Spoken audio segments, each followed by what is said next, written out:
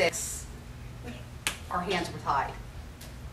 I think I don't know, when she went in for the cat bite, I think you guys believed that she was going in for a cry for help at that time. Hospital just never kept her.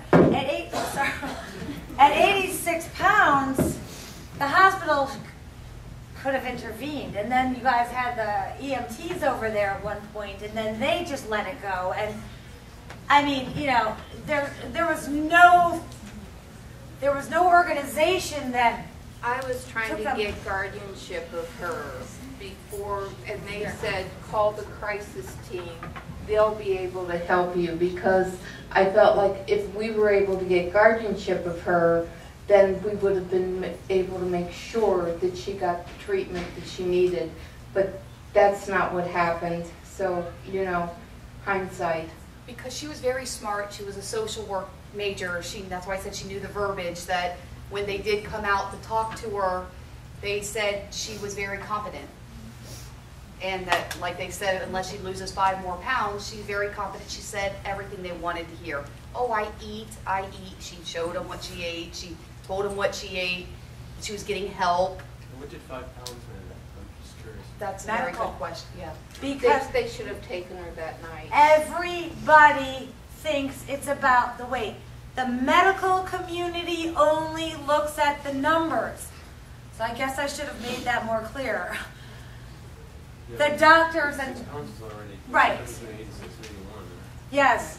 Well, I've learned tonight that it's not about the weight. Thank you. I mean, yeah. I think there's a book called It's Not About the Weight. Yeah. But they chose Ed. If somebody has those underlying problems, some people choose alcohol, some people, or is it? It's Yes. just their choice. They chose. It's not a choice. It's what we're predisposed to. So, yes, if there's there's always an underlying problem. Are they, I mean, I always kind of use this example. Most people in here probably know who Michael Jordan is. Michael Jordan had, most of us probably don't have the innate abilities that Michael Jordan has, right? That's a genetic predisposition, I'm assuming. He's got all that ability. Would he, basketball player, that's the only analogy I can think of. Michael Jordan, had he never in his environment been given a basketball, we wouldn't know Michael Jordan as Michael Jordan. So an alcoholic who has a genetic predisposition to addiction, who's been handed alcohol, well, that's his trigger, probably get triggered by alcohol, become an alcoholic. You can have the genetic predisposition, but if you've never been given a basketball, you're never going to know you're going to be a great basketball player. Or if you've never been in an environment, that's the nurture part of nature versus nurture, you're never going to become an alcoholic. An eating disorder is really hard because we can't not eat. We can't abstain. They're much more difficult to recover from than drugs and alcohol. Because we have to learn how to use this drug, food, in moderation. We have to relearn how to eat, which is why you have to have an eating disorders nutritionist. You have to have nutritional education. We literally have to teach these people how to eat. So this, you can't take food out of someone's life forever. You just can't. You can take alcohol out, take drugs out, you can take gambling out, you can take compulsive shopping out, have some, they can hire somebody to do their shopping for real. But you cannot take food away forever. My family kept telling me how thin I was and how thin I was getting, and my daughter suggested to me to start keeping a food journal. I go, oh yeah, okay, I'll do that. This was 6 months before I went to see Dr. Susie, and I never did. When I went to Dr. Susie and she sent me to the nutritionist, Nikki, that was the first thing I had to do. I had to write down what I ate. And I was appalled at how little I was eating. I said, here, I kept telling people, I'm eating more, and I really was eating more. But it was appalling how little I was eating. I said, I can't gain weight with this. I mean, you feel like such an idiot because you know what the right thing is, but Ed is so powerful that you don't see what's really there. So that was my story. I had no idea I ate so little. For me, it happened gradually over time, too, a little bit in terms of the eating.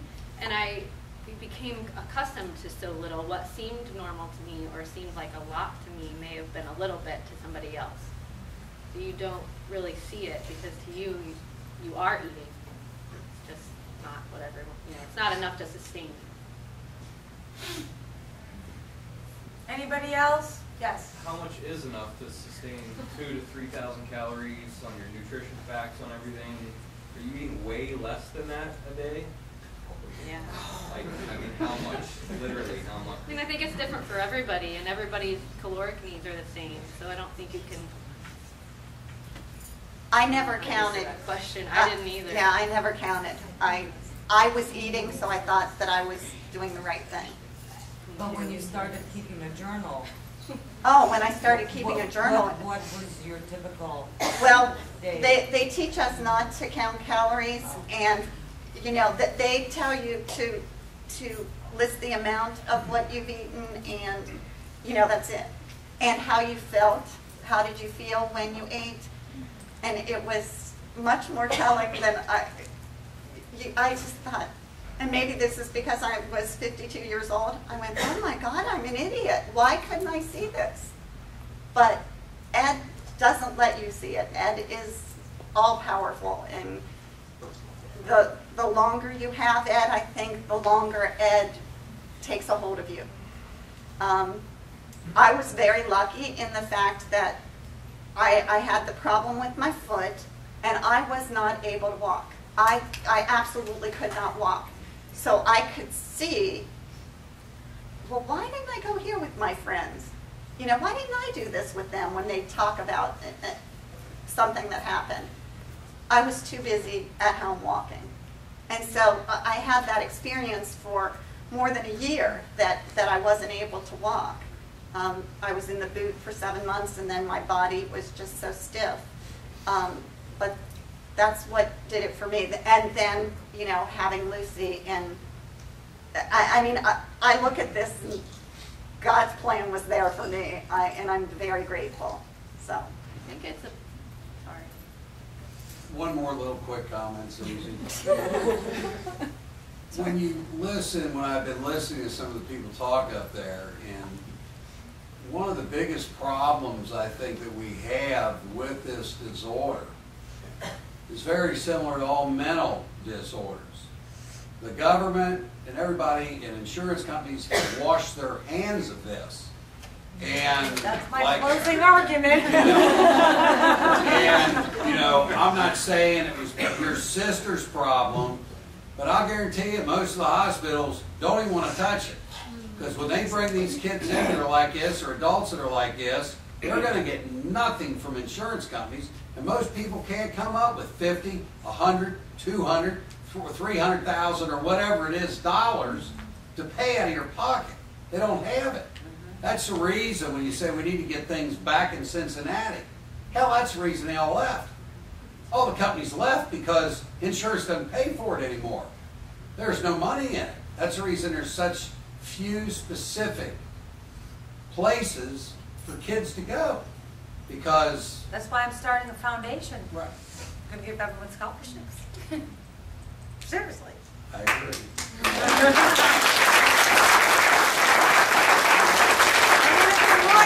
Somebody get me a lawyer to start this. Okay, so are there, one more question?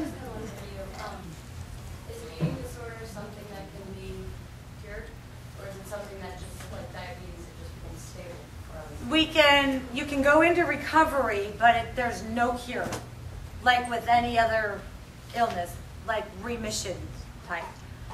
You can recover, but there's not a cure. Recovery is totally possible. You need to get treatment.